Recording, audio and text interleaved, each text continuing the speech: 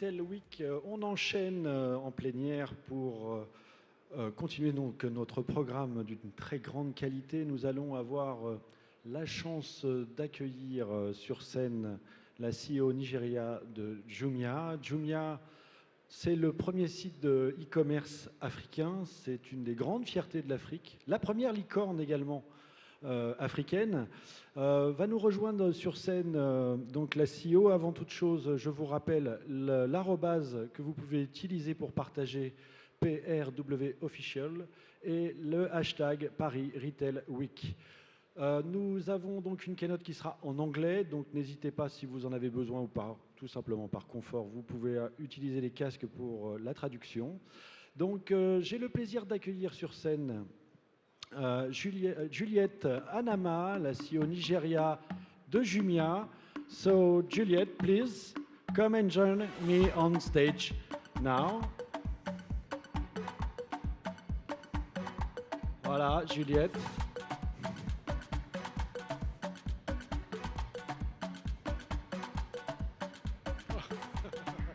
So, how are you, Juliet? Dance. Yeah, you want to dance with me? Yeah, please. Oh, so Juliet, you have the microphone, you have the controller. So now it's your turn. Thank you. Good morning and bonjour. At least I can say that in French. Okay. My name is Juliet Anammah, and I'm the CEO of Jumia in Nigeria. I'll tell you a little bit about Jumia and what we do and why I'm so excited to be at this conference today. So for us, this is all about e-commerce.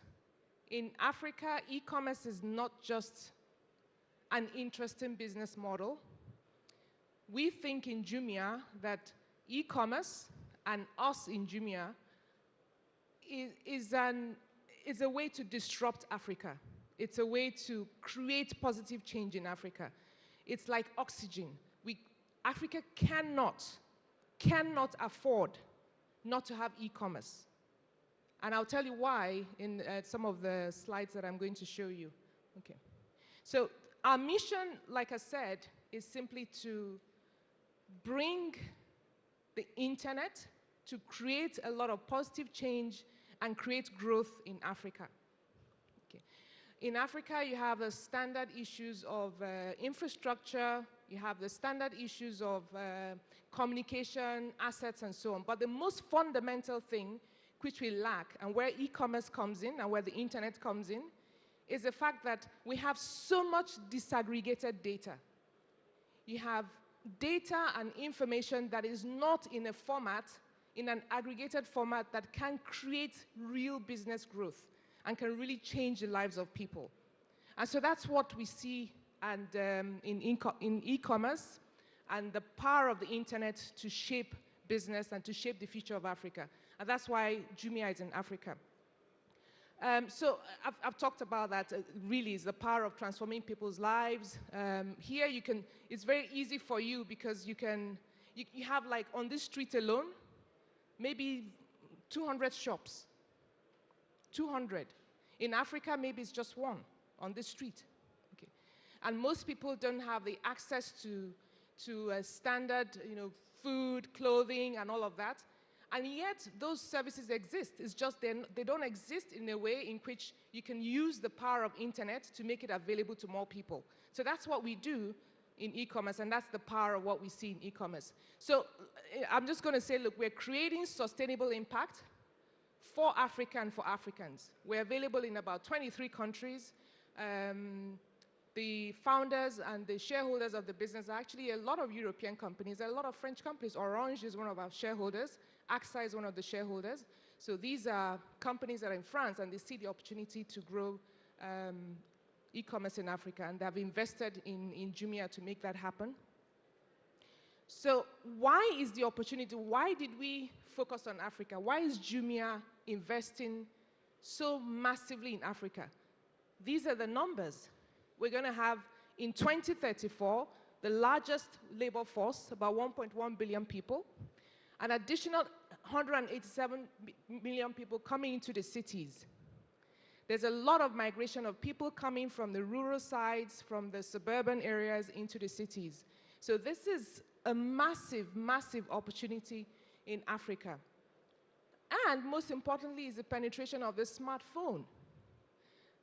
We missed one stage in the evolution of communication and telephony. You started with the landlines, and then you had mobile phones. We never had landlines. We just went straight from we don't have a phone to having a mobile phone. And now we're going straight from having a mobile phone to having smartphones. The smartphone penetration in Nigeria is probably about 70%. And 70% of people who come onto our platform, 70% of people who shop online, shop on their mobile phone in Africa. It's not desktop, it's not tablets, it's mobile phones. So the smartphone penetration is so critical to the growth of e-commerce in Africa and to our own experience as Jumia. I mean, sure, infrastructure has always been a challenge, but it's also improving. So if I really want to look at what are the numbers, the metrics that tell me and tell us as a business that the opportunity indeed is in Africa, is those first three. The last one is not in our control. It's still about government expansion of the infrastructure and all of that. But then the first three are really, really the fundamental ones that are very consumer-driven and really drive a lot of investment in Africa. So I mentioned our shareholders. These are the shareholders of Jumia. A lot of them are, like I said, these are mostly the European companies to the large part, and only MTN is a South African company. Again, how do we see the evolution? So a lot of people ask me, how do you see the evolution? Is it going to grow? Is it going to be at the same pace as India and other markets? And the simple answer is yes. It's going to be at the same growth rate as the way it started in India and other markets, in China, in the US, and so on. Why? Because, like I said, the opportunity is there. In the US, for example, and in Europe, I'm sure, you have one retail outlet per 389 people. In Africa, it's one per 60,000 people. So you see the fundamental gap that e-commerce needs to be able to address. It's huge. There's just no way to describe it.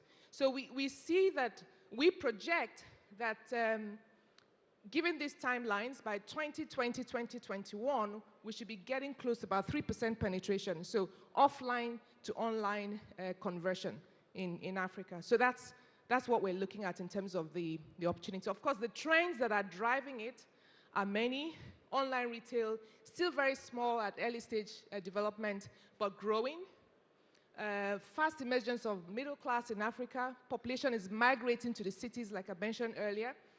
Smartphone penetration, online retail, leapfrogging physical retail in Africa, not because physical retail doesn't have the place that it should have, it does. It's just the fact that we don't have enough of physical retail to be able to address the needs of the consumers. And so that's why e-commerce is leapfrogging that. So these are the mega trends that we see, and that's why we're very confident in the growth, and we're very confident in the business model that we're adopting. So Jumia is present in the most promising countries in Africa. If you look at Africa in total, the countries where we cover, shown on the screen there, they have like 81% of the target population. Nigeria, of course, is the biggest of our markets, and Nigeria contributes the largest share to our GMV in Africa. Target internet users, again, is 92% in all the countries that we cover, mobile subscribers, target GDP, and so on. So these are the reasons why we selected all those countries that were present in Africa. Okay. Good visibility. This is the global ranking in terms of traffic across the key 5 countries. So out of the 23 countries, the top 5 is number 1 is Nigeria, followed by Egypt.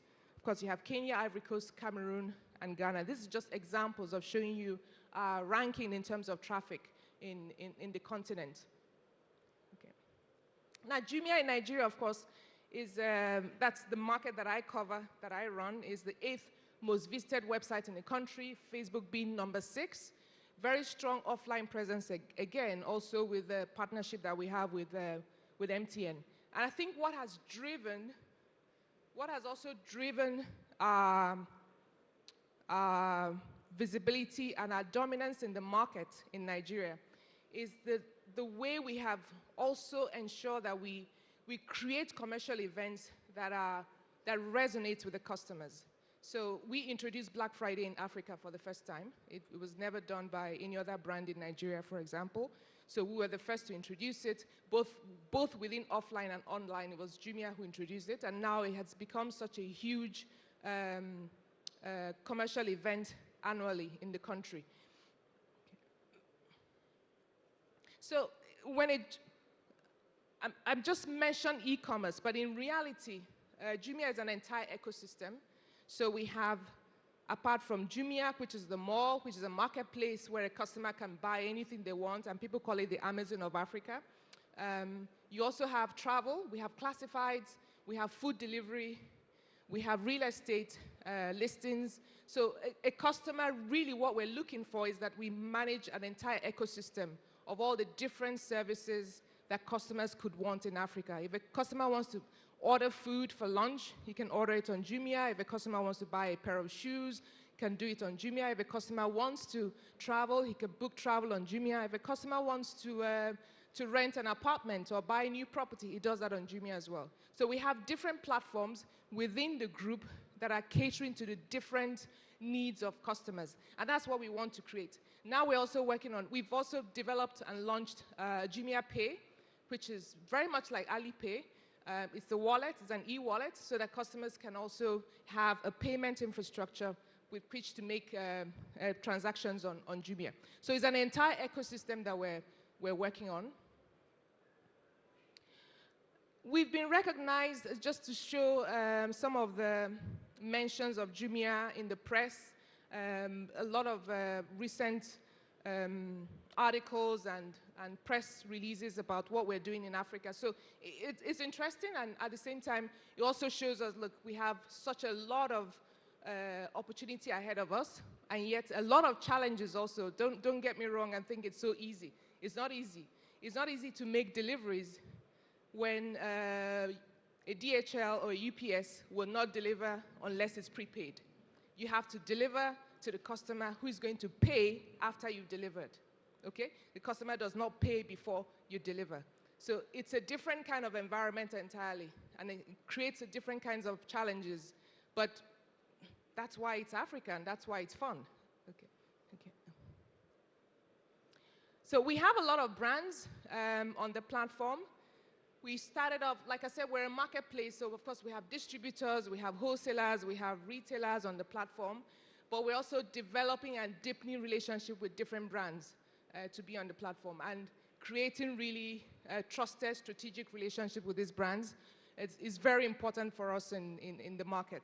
And we continue to expand this list, and because we operate across multiple countries, we also have relationships that are, more or less at a strategic level, and we can deploy across the different countries where Jumia is located. So a lot of growth is happening, but like I said, still a lot of challenges and a lot of things which we need to address in the future. But certainly, like I said, the reason why we keep doing what we keep doing, and the reason why I'm passionate and very proud to be the CEO of Jumia Nigeria is because we fundamentally believe that we cannot grow Africa without the importance of and the relevance of e-commerce. It's like oxygen to the growth of Africa. Okay. We have a highly scalable platform. I think I don't need to educate you on this. I'm sure this happens with every other e-commerce brand that exists in Europe and in France. Of course, we have logistics, we have business intelligence, financials, but let me talk a little bit about the logistics. So in logistics, here you can depend on DHL or any of the other established logistics providers, but it's not the same in every country in Africa. Most established logistics providers can do the first level, which is really take the product from your warehouse to a network hub. to a distribution center, a sorting center. But the final delivery to the customer, we still need to make a lot of investments in that because, like I said, about 50% of customers will still do cash on delivery. And that's a different kind of model that requires a different kinds of logistics. So we make those investments, and we invested heavily into owning our own logistics infrastructure.